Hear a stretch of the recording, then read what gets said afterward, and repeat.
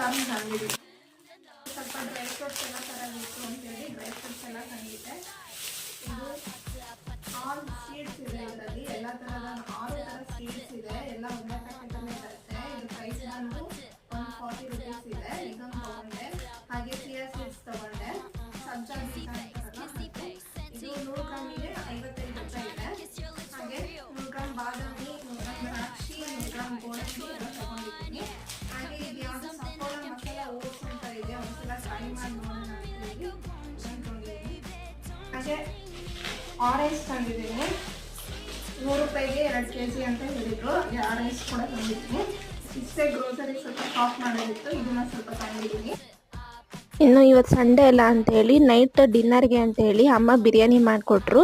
ಇನ್ನು ಬಿರಿಯಾನಿ ಊಟನ ಮುಗಿಸ್ಕೊಂಡು ನನ್ನ ಮಿನಿ ಲಾಗ್ನ ನಾನು ಮುಗಿಸ್ತಾ ಇದ್ದೀನಿ. Thank you friends watching. Bye bye.